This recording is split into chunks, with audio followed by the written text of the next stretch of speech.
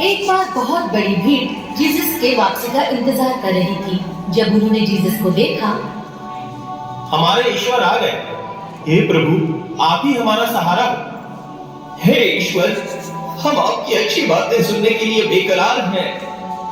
उस शहर पर राजा जैरस का राज था, जिसकी एक बेटी थी।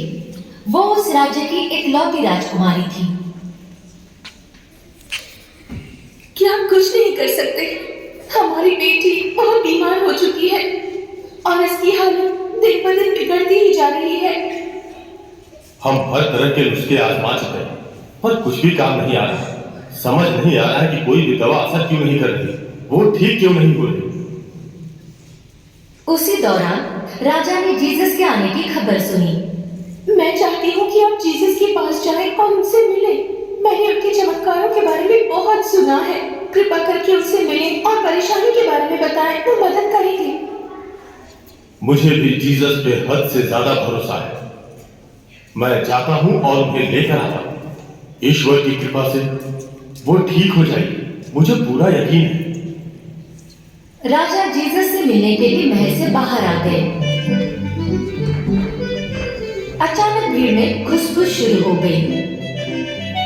अरे वहां देखो, वो हमारे राजा हैं और इसी तरफ आ रहे हैं। जरूर कोई गंभीर विषय होगा, हमें उनके लिए रास्ता छोड़ देना चाहिए। प्रभु जीसस, कृपया करके हमारे महल में चले। मेरी बस इकलौती बेटी है, वो सिर्फ 12 साल की है, उसे मरने से बचा लीजिए।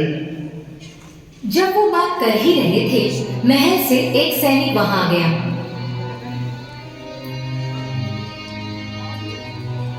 ओ महाराजा, मैं यहाँ आपको एक बुरी खबर देने आया हूँ। मुझे माफ कीजिए, हमारी राजकुमारी इस दुनिया में नहीं रही। पर ये सुनते ही जीसस ने जवाब दिया, घबराने की कोई जरूरत नहीं, मुझ पर विश्वास करो, देखना वो लौट आएगी।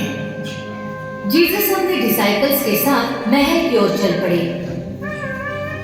जब वो महल में पहुंचे, उन्होंने किसी को भी अंदर आने नहीं दिया। उनके डिसाइपल्स पीटर, जॉन, जेम्स, बच्ची के पिताजी और उसकी माताजी को छोड़कर। अफसोस मत करो, वो मरी नहीं है, बस सो रही है। जीसस ने उसका हाथ पकड़ा और उसे बुलाया। जाग जाओ मेरी बच्ची। अगले ही पल उसने अपनी आंखें खोली। कोई जाकर इसके लिए कुछ खाना लाओ। उसके माँ बाप खुशी से फूले नहीं समा पा रहे थे। हे मेरे प्रभु, आप महान हैं।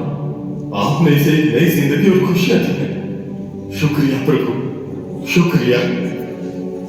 मैं आपसे विनती करता हूँ, जो मैंने आपके लिए किया है उस बारे में किसी से जिक्र मत करना। ये कहकर जीसस महल से चले गए।